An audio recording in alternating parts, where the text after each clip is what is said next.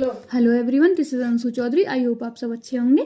तो आज हम अपनी बुक्स के बारे में बताएंगे कि आप कौन सी बुक्स फॉलो कर सकते हैं और मैंने कौन सी बुक अभी तक पढ़ी है। तो सबसे पहले हर बच्चा एनसीईआरटी पढ़ता है, क्योंकि एनसीईआरटी से और कुछ नहीं, बस फाउंडेशन ओके हो जाता है आपका। जैसे कुछ बच्चे ऐसे हैं जिनका इंग्लिश मीडियम होता है, तो वो पहली एनसीईआरटी बहुत अच्छी तरह से पढ़ लेते हैं, लेकिन कॉन्सेप्ट क्लियर करने के लिए, किसी चीज़ के बेसिक समझने के लिए एनसीईआरटी जरूरी है।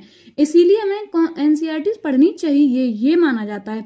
लेकिन आज अब देखा जाए तो डायरेक्ट क्वेश्चन भी एनसीईआरटी से आ जाते हैं, तो इसीलिए आपको सबको पहले तो एनसीईआरटी पढ़नी है। मैंने ये मतलब ऐसे फॉर्म में निकलवा ली थी, क्योंकि जहाँ हम कोचिंग करते थे वहाँ पे सारे बच्चे इसी तरह के एनसीईआरटी पढ़ते थे, तो मैंने वहाँ से ही निकलवा ली थी। तो साइंस, जियोग्राफी, हिस्ट्री और पॉलिटिकल साइंस, ये सारी एनसीईआरटी हैं मेरे पास 6 से 12 तक की।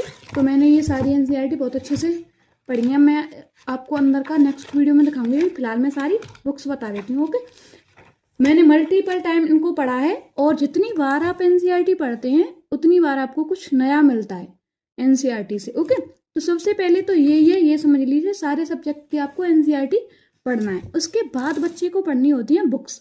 तो बुक्स में स्टैंडर्ड बुक्स होती हैं, तो अधिकतर सब सारे बच्चों के पास सेम ही ऑथर की और सेम बुक्स होती हैं, बस थोड़ा बहुत डिफरेंट होता है। जैसे कोई बिपिन चंद्रा फॉलो कर लेता है और वहीं कोई स्पेक्ट्रम कर लेता है, इससे ज़्यादा कोई अंतर नहीं होता, लेकिन अधिकतर लोग स्पेक्ट्रम करते हैं।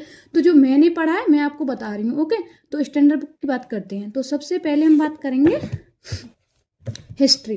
तो हिस्ट्री आपको सबको पता है 3 पार्ट्स में डिवाइड है। तो सबसे पहले हम बात करेंगे, कहाँ गई, तो हिस्ट्री के लिए सबसे पहले स्पेक्ट्रम मैंने पढ़ी है, और स्पेक्ट्रम आपको मल्टीपल टाइम पढ़नी है। जैसे मैंने, ये बहुत मोटी बुक है लेकिन इसके पेज छोटे हैं तो ये फट भी जाती है, तो इसको आप अच्छी तरह से रखेंगे। ओके, इसके बाद हम बात करते हैं मिडाइवल हिस्ट्री के लिए। एसके पांडे की बुक है मेरे पास, और यही मैंने पढ़ी है, और मैंने ग्रेजुएशन में भी हिस्ट्री बहुत अच्छी तरह से पढ़ी थी, तो मुझे हिस्ट्री में बहुत ज़्यादा दिक्कत होती नहीं है। लेकिन फिर भी जिन बच्चों ने कभी नहीं पढ़ी उन्हें ज़रूर पढ़नी चाहिए। और इसमें मिडाइवल हिस्ट्री में ये है कि पूर्वावलोकन में बहुत सारी चीज़ें कवर हो रखी हैं, तो अगर एक्स वाई जेड आप इसको स्किप कर सकते हैं, लेकिन इस वाली को बिल्कुल मत करना, स्पेक्ट्रम को। उसके बाद हिस्ट्री का थर्ड पार्ट, मतलब वैसे तो ये फर्स्ट पार्ट होता है, प्राचीन भारत। प्राचीन भारत के लिए हमारे पास है एसके पांडे की बुक, और इसको भी, ये पतली बुक है, आप